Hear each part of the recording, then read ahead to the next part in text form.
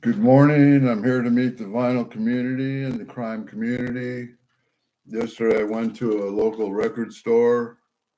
I bought 4 records. I bought 4 Grateful Dead records. Cost me about $100. I lost all my Grateful Dead records when I was a kid, so I tried to start replacing them. Got a couple of the 50th anniversary 180 gram vinyl. First one was their first record. You can see the 50th anniversary tag, real fine album on the Warner label, the olive label.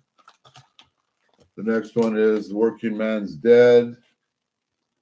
See the 50th anniversary sticker, 180 gram vinyl. This is a great album on the Warner's olive label. And I got 2 more. This is a bootleg. Nice picture of Jerry called the Snack Benefit Broadcast 1975. Nice picture of Jerry there. This is on some weird label called Mind Control. Does that sound like MK? Then this one is a bootleg. I love this cover. Limited edition on transparent vinyl. The vinyl is transparent. It's really cool. Grateful Dead live at the Shrine Auditorium, November 1967, Volume 1. Check out this artwork. I know I shouldn't be showing it in the thing, but that is a cool cover for a Grateful Dead album. So I plan to get in. I listened to one of them yesterday. It's pretty cool. It's a nice start for my Grateful Dead collection. I had a bunch of their albums when I was a kid, but I had to toss them out when I moved. So now I'm going to try to read a chapter from Nic Schreck's book called You're So Vain, You Probably Think This Murder is About You. Around the time he arranged for the Gutowski interview, Ferdinand Maine suggested I meet his friend, director Roman Thaddeus Vane, who was credited or blamed for bringing the enigmatic Ian Quarrier into what he still quaintly called the picture business. Maine playfully chided Vane as the poor man's Polanski. They too had known each other since the swinging London days through Vane was a transplanted Yank. As a fixture of the new lewd London scene of hipsters and gangsters, mobs and mobs, Maine mentioned the Cielo horror was spawned from, he was sure Vane could provide local color to the still misty picture.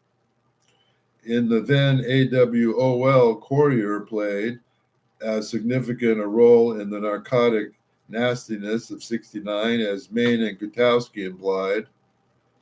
What might Vane, who introduced him into the Lowndes Polanski orbit in the first place, have to say? Coincidentally, about a decade earlier, I'd played a part in Vane's terrible 1984 film Club Life, who featured faded matinee idol Tony Curtis. The between takes on the set and obviously blitzed and talkative Curtis told me that his memories working with his friend Sharon Tate on their lame 1968 Beach Babe comedy Don't Make Waves. When we met at this Hollywood apartment, Vane told me he had only been able to afford Curtis because the actor then needed the money to support a crippling cocaine habit. He recalled that it was Jay Sebring who first got Curtis hooked on the stuff years earlier during the production of Don't Make Waves. Vane recalled meeting Quarrier as a nightclub in London during the early 60s, describing him as a cocksure scallywag who later made good as Polanski's jailbait procurer. I should point out that this last comment was not an insult. Vane made no secret of sharing the Polanski-Quarrier penchant for pubescent. Charlie repeated, told me that the amount of rampant PDF files Group sex in the Beverly Hills jet set party scene he frequently was part of would have become a scandally if generally known. What I was learning of Polanski, Courier, and Vane only confirmed this. In our more conservative era, it's often gotten that one of the many elements of the 1960s youthquake that shot the older generation was the insistence of the many teenage runaways at the time that they too had a right to express their sexuality. In the Lolita complex is another red thread running from Cielo Drive to Spawn Ranch. Shouldn't be surprising. In '66, Vane edited a new collectible soft porn photography study of mostly almost legal women named nymphets after Nabokov's coinage in Lolita. One of Vane's better known films, 1969's Lola, in a fractional account of his own relationship with his 16-year-old wife, actress Sarah Caldwell.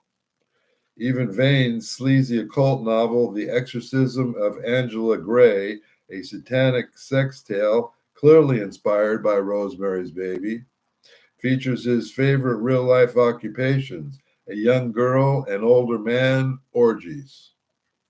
Vane, who directed Ferdy Mayne as an aging horror movie star in Frightmare 1983, informed me that he actually discovered Courier, who had no acting aspirations at all when he first met him.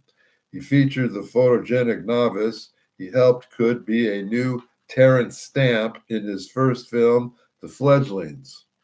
Money for this debut was contributed by Victor Lones, who also appeared in the mostly improvised experimental sex comedy, confirming Mayne and Gutowski's assessment of Corey as less than professional and incessantly narcoticized. Vane told me that the Canadian couldn't act unless he was stoned out of his gourd. He mentioned that the hard drugs Courier had really access to were something of a rarity in the still relatively tame London scene in '64. With Vane's permission, Courier sold his illicit wares, mostly uppers, at the nightclubs Vane operated. Vane later sold the drugs to notorious London gangster Ronnie Cray. The comfortable symbiosis between the new hip scene and the good old underworld forged in London continued when the rebels moved to Los Angeles. Vane recalled Courier as a guest at the frequent invitation only orgies held by Lones and his competitors, the equally patriotic Penthouse publisher Bob Guccione. Vane profoundly showed me his debut article in an old issue at Penthouse, an account of one of those carnal collectives.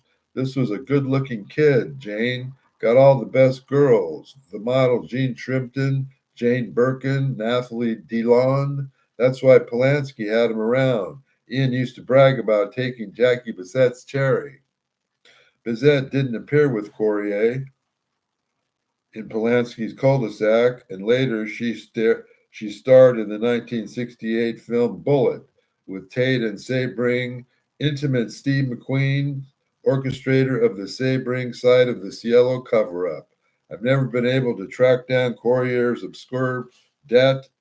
Even Vane had no copy of it, but it concerns two fledgling filmmakers' attempts to sell a girl to a producer in exchange for backing film.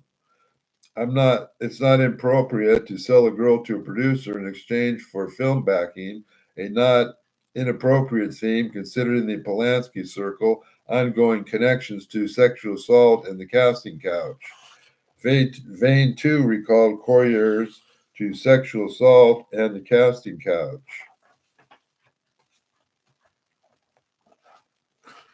Vane too recalled Vanishing Act after the murders as suspicious. He remembered hearing Luce talk about those who knew him about his possible involvement in the lead-ups to the crimes, but dismissed it as gossip. You know what? I don't think anyone knows what the hell happened that night, Vane ventured. Everyone was too fucking high to remember. That's the last chapter. It's a short chapter. The next chapter is called Controlled Substances, How the summer of love became the summer of blood.